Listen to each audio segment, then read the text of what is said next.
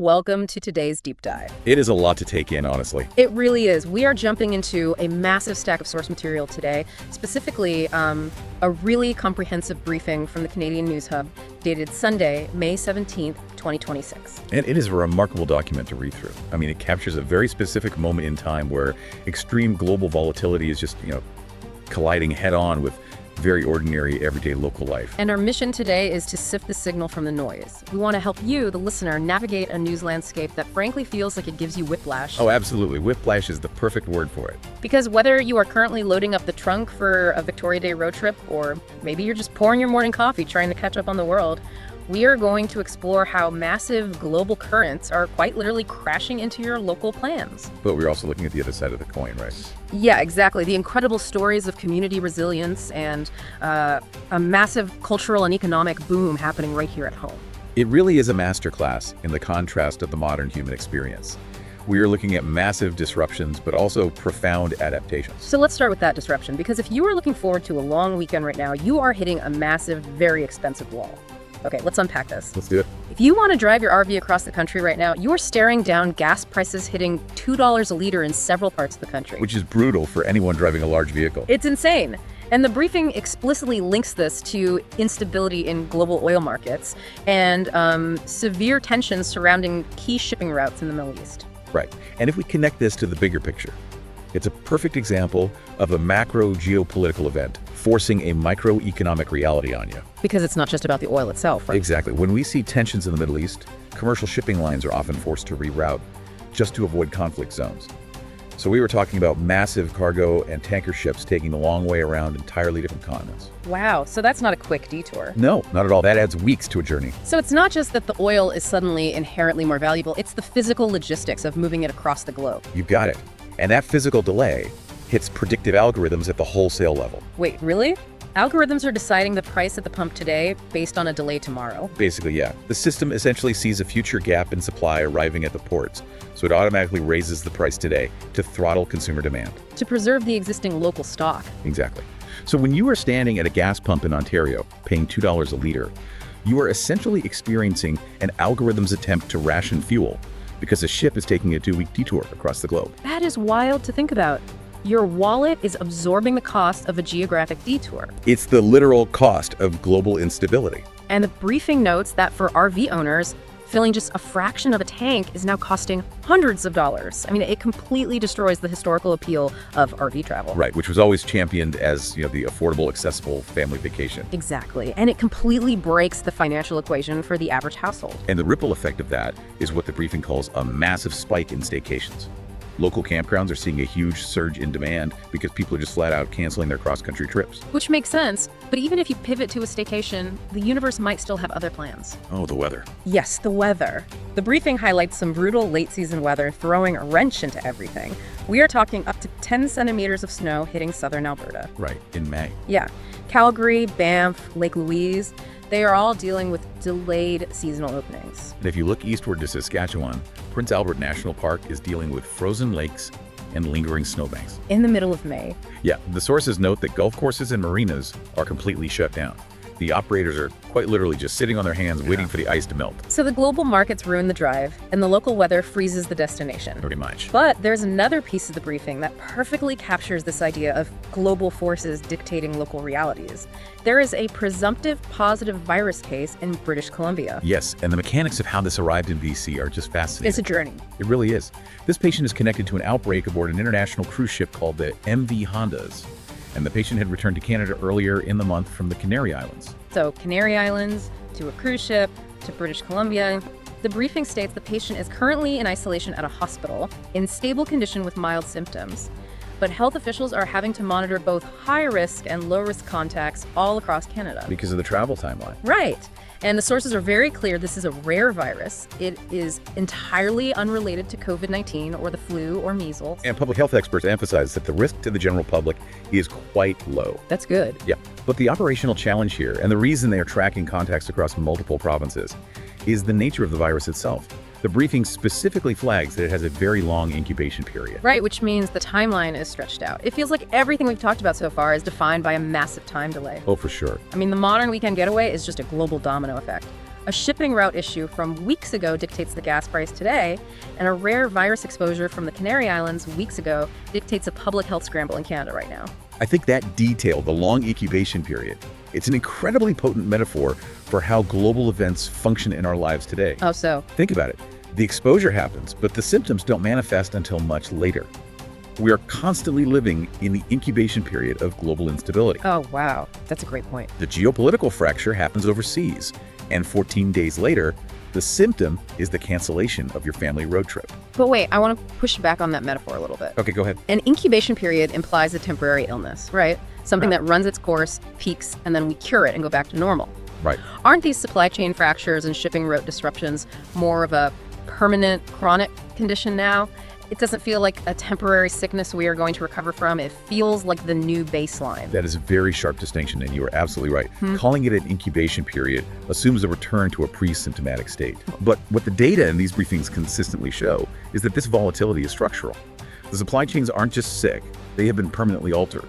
We have moved from dealing with acute disruptions to managing a chronic condition of global fragility. Which is a heavy realization. But the briefing doesn't just dwell on the fractures. It takes a really deep look at how communities are adapting when traditional systems fail. Yes. Specifically, what happens when foundational, everyday infrastructure reaches its absolute breaking point. And there's no better example of that than the healthcare sector, which the briefing covers extensively regarding New Brunswick. Exactly. New Brunswick is dealing with a massive family doctor shortage. I mean, the traditional model we all grew up with. You get a persistent cough, you call your dedicated family doctor, you go into their specific office. That model is failing. It's completely overwhelmed. Yeah, the wait lists are thousands of people long. So the province's solution is opening collaborative care clinics. The sources outline that these clinics operate by putting an entire multidisciplinary team under one roof. So not just doctors. Right. We're talking about nurse practitioners, therapists, dietitians, all working in tandem to absorb the patient load. And provincial officials explicitly state this is designed to reduce the pressure on the few remaining family physicians and actually get care to the people stuck on those massive wait lists. And they're planning to open more of these over the next few years. Here's where it gets really interesting.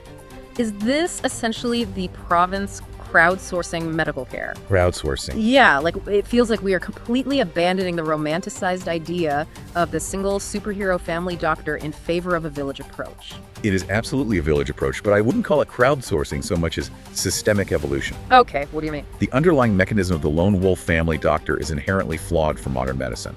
It relies on a single point of failure. Right. If that one doctor retires, or burns out, or simply moves away, the entire healthcare safety net for hundreds of families instantly collapses. And modern medicine is vastly more complex now anyway. Expecting one person to be an expert in everything from complex psychiatric care to dietetics is just completely unreasonable. Precisely.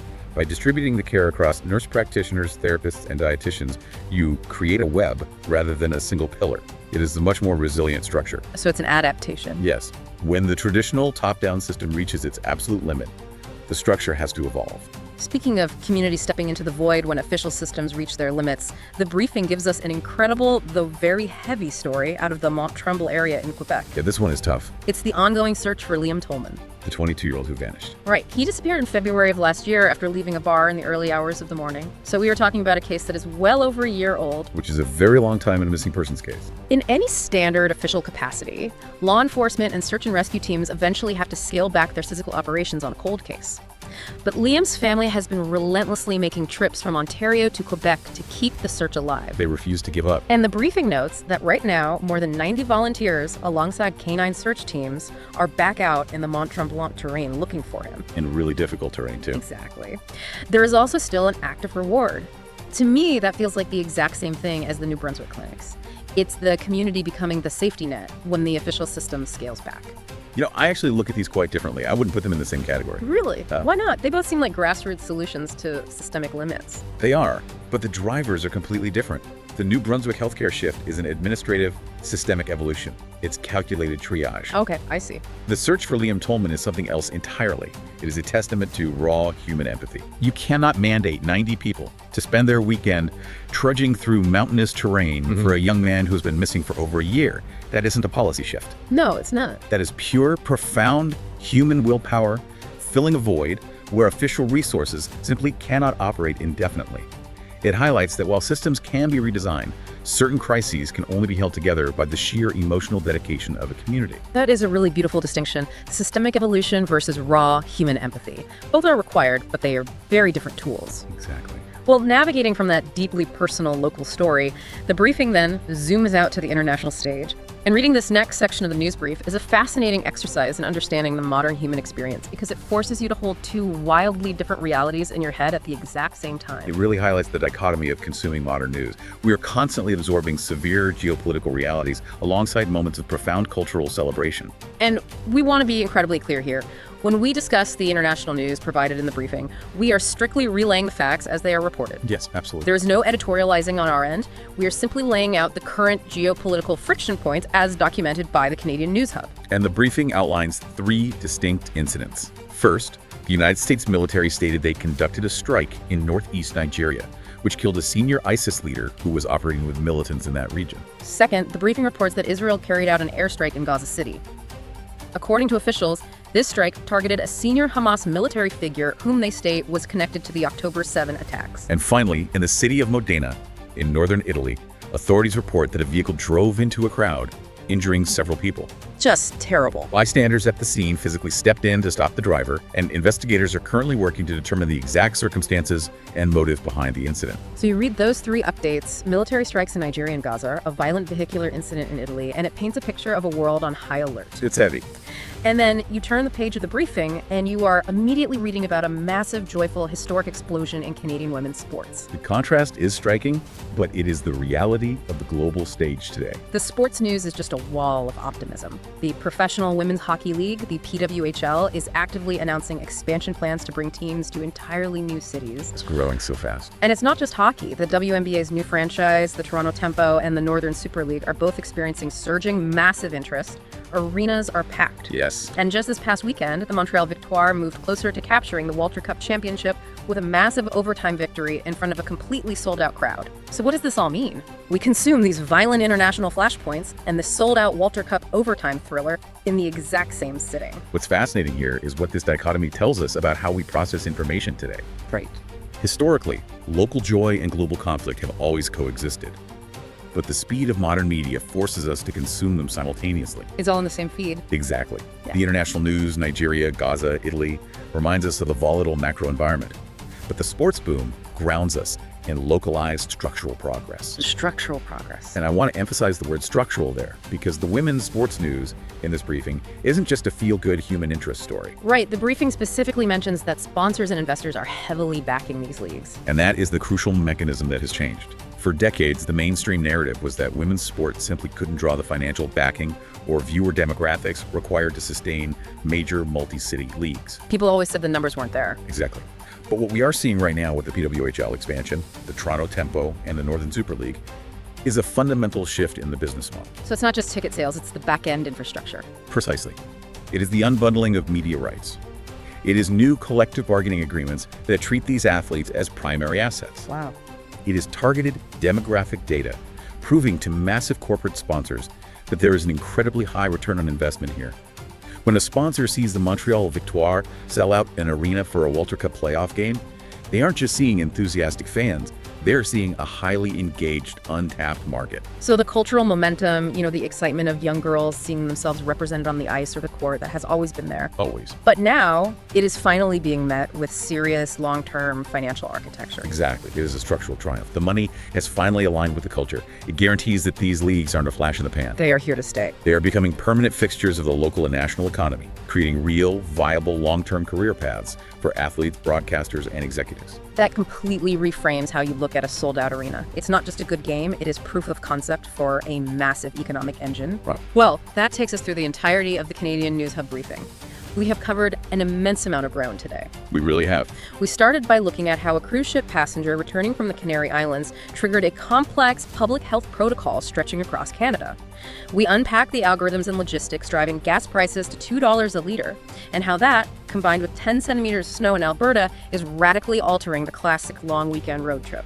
We explored the necessary, systemic evolution of healthcare in New Brunswick as they pivot to collaborative clinics, and contrasted that with the raw, emotional resilience of the 90 volunteers still searching for Liam Tolman in Quebec. And we navigated the reality of modern news consumption, balancing the heavy geopolitical realities of military strikes and international friction with the absolute structural and economic triumph of the expanding women's sports leagues, capped off by the Montreal Victoires' incredible overtime win. It's been quite the deep dive.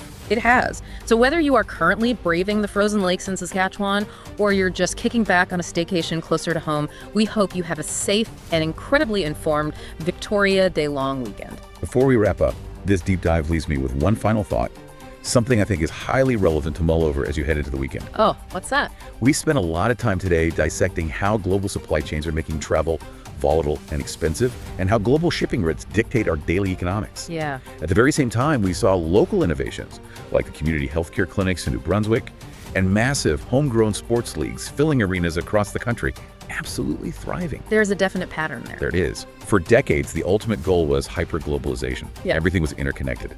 But looking at the fragility of those global threads today and the strength of the community adaptations, it raises a question. What's the question? Are we witnessing the slow, painful end of the hyperglobalized era and the beginning of a much more resilient, hyperlocal way of life?